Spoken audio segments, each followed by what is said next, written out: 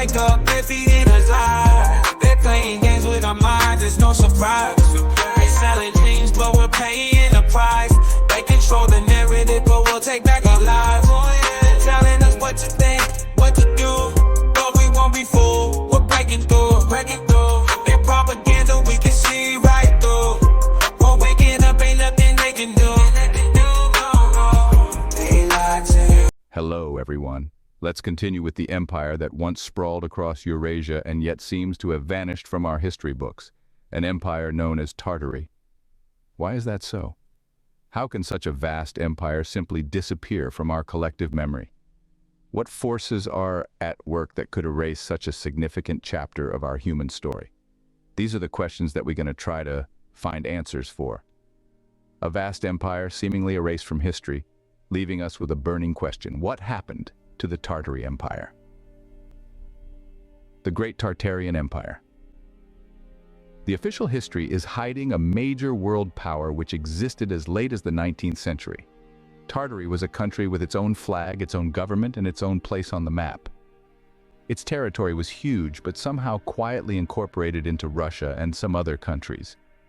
This country you can find on the maps predating the second half of the 19th century. Yet sometime in the 18th century, Tartary Muscovite was the biggest country in the world, 3,050,000 square miles. The flag and crest of Tartary had an owl depicted on it. The emperor's flag contained a griffin on a yellow background. There is a growing opinion in Russia that French invasion of Russia played out according to a different scenario, the one where Tsar Alexander I and Napoleon were on the same side. Together they fought against Tartary, essentially France and St. Petersburg against Moscow, Tartary. And there is a strong circumstantial evidence to support such a theory. They built the Great Wall in what is now China. Marco Polo wrote an extensive and detailed account of Asia in the 13th and 14th centuries, and did not even mention a wall.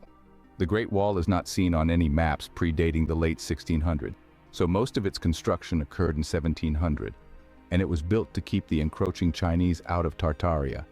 The openings on the wall are on the north side towards the former Tartary, not on the South China-facing side. It should be called the Great Wall of Tartaria. The further back in time you go, the more advanced it gets. There are many pyramids of different kinds, megalithic temples hewn out of solid rock, the Ellora caves in India, extensive underground tunnel systems, the astonishing Serapeum of Saqqara in Egypt.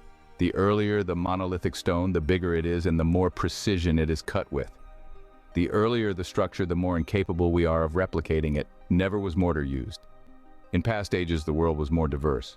Skeletons of giants are found on all continents, and remains of beings with elongated skulls. Graveyards of little people and horned human-like entities have been unearthed.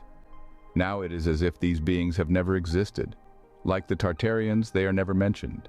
We live in a virtual reality where true history is ignored and covered up. A totally false narrative is taught. Fantasies have replaced truth, and everything is pushed way back to the remote past. Older advanced structures are credited to local people who came later who have no idea how to build them. Deception has been utilized to push history back 1,000 years and create an artificial dark age. The time of Jesus was less than 1,000 years ago. In the Middle Ages, the I and J before numbers designated to Prophet Isa, not the number 1. For example, I-346 is 346 years after the time of Isa. It is not 1346, way back in the Old Testament at the time. It states that they used a weapon of war against the Amorites, Midianites, and Philistines. So the use of energy weapons has been going on for over 1,000 years. It was perfected to the point where it was able to take out many millions of Tartarians. The energy weapons melted cities and destroyed the civilizations of Egypt, Greece, and Rome, which were approximately of the same time period as Jesus, and were heavily influenced by Tartaria. Not only are they pushed way back into remote history, the extent of their empires have been fabricated. Destroying the pyramid complex was the first objective of the colonizers. Pumapunku, which is part of the Tiahuanacu complex in Bolivia, had interlocking megaliths of andesite and diorite. These are types of granite only surpassed in hardness by diamonds, but they were somehow carved with laser-like flatness. Now, they are broken and shattered and blown to bits. Tiahuanaco and Pumapunku is said to have been built by a simple local migrating tribe. This idea is used all over the world to dismiss and cover up the ancient advanced cultures. Energy weapons is what brought down the walls of Jericho. The weapon was an electrical capacitor composed of silver and brass alloys and gilded with gold. Its true purpose was to store and direct energy from the earth to outside sources, but transporting it around was very dangerous, and it caused people to become sick and die. It had a constant radiation, but it also sent out intermittent electrical surges where many people were killed instantly. The ones who carried it had to wear protective clothing. The electrical capacity of such an apparatus would be over 500 volts. Opposing armies would be defenseless against such a weapon. They used viruses on the Europeans, the Tartarians, the Asians, the Australians, and the Americans, who were all black kingdoms. The spraying of viruses not only eliminated entire villages, it caused the Black Plague, which killed off over 70 million people in Europe. Disease was a favorite weapon used against the Tartarian kingdom. In 1346, at the siege of Kaffa in the Ukraine, the Tartarians suffered an epidemic of plague brought on by the catapulting of viruses into the city. Fire was used to burn crops and create famine. The wild men also used religion as a means to get their foot in the door in the ruling affairs of foreign countries. A religious leader holds great power, able to influence many simple minds who believe the leader's edicts are from God. Books written in Tartary were rewritten and sold as Israelite history. Much of the content was fabricated and interfused with traditional local beliefs. This is how they sold their religion. They used monks to write what they wanted, making them think they were doing God's work. The burning of old books and the rewriting of them in order to change history is the real Reformation. The Library of Alexandria in Egypt was purposely destroyed to limit knowledge. Making deals with kings was a way they were able to get control of a country's financial system. Once one controls the money supply and its allotments, then they control the country. In this way, righteous kings were replaced by puppet, like in our time. This text discusses the idea that a significant historical power, the Great Tartarian Empire, existed until the 19th century, but has been obscured in official narratives. Tartary, once a vast territory, is said to have been quietly absorbed by Russia and other nations. The text suggests that historical events, such as the French invasion of Russia, may have involved alliances against Tartary rather than traditional understandings. This is a screenshot from the June 1957 document called National Cultural Development Under Communism. This is hosted in the CIA reading room as a PDF of the original typewritten 1957 document, or in the Freedom of Information Act, electronic reading room, in a searchable electronic CREST format. The highlighted portion of text in the screenshot reads, for example, on the 9th of August 1944, the Central Committee of the Communist Party sitting in Moscow issued a directive ordering the party's Tartar Provincial Committee to proceed to a scientific revision of the history of Tartaria, to liquidate serious shortcomings and mistakes of a nationalistic character committed by individual writers and historians in dealing with Tartar history. In other words, Tartar history was to be rewritten. This excerpt is presented to the audience but severed from two different contexts, from the context of the declassified CIA document, as well as from its relevance as a key piece of commonly circulated documentation associated with the Tartarian Empire conspiracy. The document begins with a quote, "Muslims of Russia, Tatars of the Volga and the Crimea, Kyrgyz and Sarts of Siberia and Turkestan, Turks and Tatars of Transcaucasia, Chechens and mountain peoples of the Caucasus, and all you whose mosques and prayer houses have been destroyed, whose beliefs and customs have been trampled upon by the czars and the oppressors of Russia. Henceforth, your beliefs and customs, your national and cultural institutions are forever free and inviolate. Organize your national life in complete freedom. This is your right." Thus read in part a proclamation issued on the 7th of December 1917 by the Bolsheviks over the signatures of Lenin and Stalin, addressed to all Muslim toilers of Russia and the East. The document then lists examples of how the communists did not keep earlier promises but attacked Islamic religious practice. On page 9 it says, on August 9, 1944, directive from the Central Committee of the Communist Party to the Tartar Provincial Committee says, to proceed to a scientific revision of the history of Tartaria, to liquidate serious shortcomings and mistakes of a nationalistic character committed by individual writers and historians in dealing with Tartar history. And this was no isolated case. In every Muslim area within the USSR, historians, on orders of the Communist Party, have rewritten history to distort the facts so that the Russians appear always in a good light. Needless to say, histories which present the facts truthfully have been withdrawn and destroyed, so that the present and future generations of Muslims are forever denied the chance of learning the true facts of their nation's past. The official history is hiding a major world power which existed as late as the 19th century. Tartary was a country with its own flag, its own government, and its own place on the map. Its territory was huge but somehow quietly incorporated into Russia and some other countries. This country you can find on the maps predating the second half of the 19th century. The Black Kingdom of Tartary and their rulers were known for their prowess and wisdom, leading with an iron hand and a keen mind. They governed a realm that was a key player in Eurasian politics and a vital hub in the Silk Road trade network. This empire wasn't just about power and politics, it was a crucible of innovation and progress. It made significant contributions to the arts, sciences, and technologies of its time. The empire's fall was further hastened by external threats. On its western frontier, the Russians was on the rise, steadily encroaching upon Tartary territories. To the east, the Manchu-led Qing dynasty was expanding, claiming vast tracts of land. These external pressures, coupled with the empire's internal issues, led to its inevitable downfall. So, why has the Tartary Empire, once a major player in Eurasian history, been largely forgotten? A question that leaves many puzzled, as the Tartary Empire was no minor player on the world stage. Theories abound, but a common thread weaves through all: the manipulation and suppression of historical records. The 1490s saw the first signs of collapse of the Tartary Empire.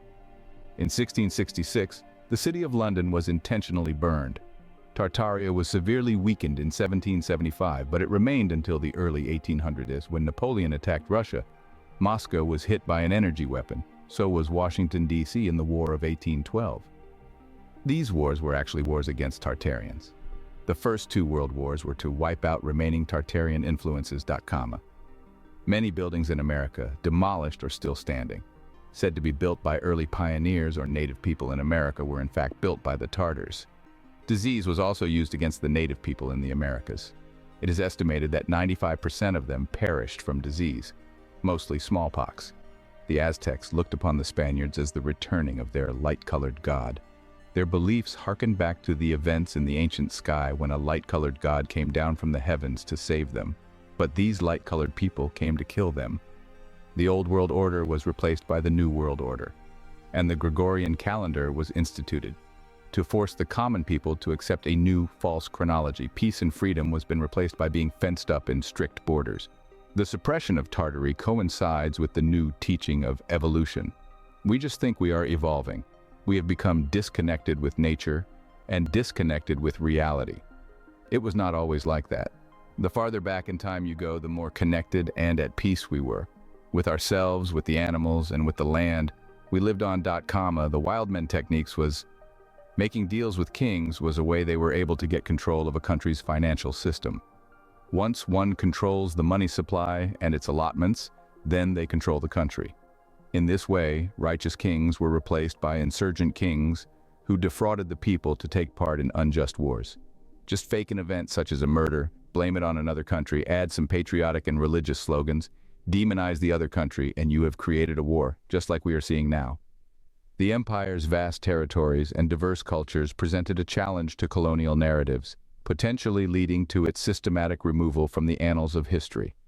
Do you remember when Putin was showing the black icons on national television? It was a blackmail to America.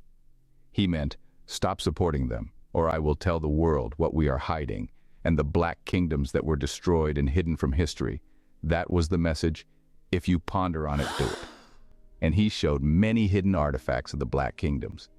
They divided for themselves the kingdoms they exterminated, and they created fake portraits and fake stories. They burned what they could, and they claimed to have built those they couldn't destroy. The wild men flag was raised everywhere, fake kings and fake queens appeared everywhere, and that is how you created a fake history of America, Europe, and Russia. And thus, the Tartary Empire became a forgotten entity, just like their neighbors, the black Europeans. They became a ghost in the annals of history. But the Tartary Empire, despite its seeming disappearance, left an indelible mark on our world.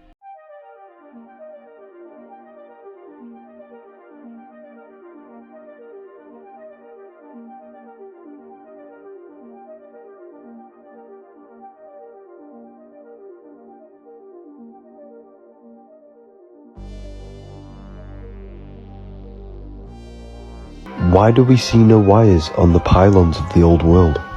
Today our streets are filled with these pylons with wires, but the ancients seem to have no wires. In fact, they were harnessing free energy. Have you ever noticed the metal balls which are on all of the ancient buildings? You probably still have them now. These metal balls were filled with mercury, and on top of them was an antenna which was harnessing the electromagnetic energy. This energy was then sent to the mercury, and watch what happens with mercury. This would cause the mercury to spin and create free energy. The word cathedral comes from cathedral, anode and the cathode, because it's creating electricity. All of these buildings around the world all had the same antennas. This is because it was the great Tartarian Empire. Take a look for yourself.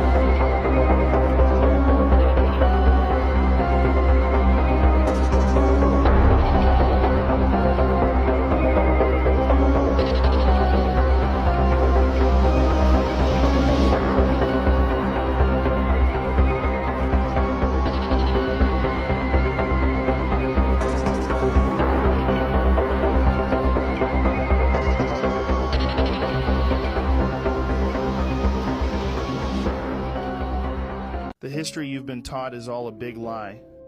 Before the civilization we have today, there was another civilization that's been hidden from us. This civilization was far more advanced than us, but in a different way. They had harnessed the ability to use atmospheric energy. They incorporated it into all of their buildings and were able to create free energy for everyone at all times. They had also harnessed the power of frequencies and were able to build grand architecture by manipulating substances and moving huge rocks through vibration. Hence the Great Pyramids and many other unexplainable architectural anomalies that were created in the past. The free energy was a threat to the massive oil industry and all the profits they were able to generate from the scarcity of oil. So the owners of this industry, who were extremely powerful, created a plan to take out this civilization and wipe them from history so nobody would ever know about free energy. They destroyed all their architecture and technology. This civilization was called Tartaria. They've been hiding the true answer to this question from us. Why are these doors and windows halfway in the ground? During the early 19th century, strange events were reported worldwide. Cities were being dug out from layers of mud and debris. Buildings were being revealed that were covered to their rooftops in mud.